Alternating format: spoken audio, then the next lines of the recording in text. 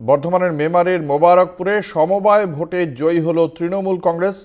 এই অঞ্চলের কৃষি উন্নয়ন সমিতির যে সমবায় ছিল সেই ভোট হয় রবিবার।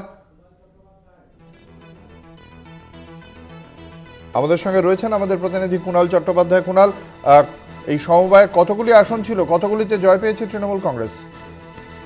দেখো অঙ্কুশদা, তোমাকে প্রথমে একটা কথা বলে রাখি যে জেলা জুড়ে বিভিন্ন জায়গায় যে সমবায় নির্বাচনগুলি হচ্ছে তাতে কিন্তু সবুজের ঝড়, এবং সেই প্রেক্ষাপটে দাঁড়িয়ে থেকে এদিন মেমারির যে সমবায় নির্বাচন হয়েছিল সেখানে 6টি আসন ছিল, এবং সেই 6টি আসনেতেই দেখতে পাওয়া গেল যে তৃণমূল সমর্থিত যে সমস্ত প্রার্থীদের দাঁড় করানো হয়েছিল সেখানে প্রত্যেকটা আসনেই কিন্তু তৃণমূল জয়লাভ করেছে।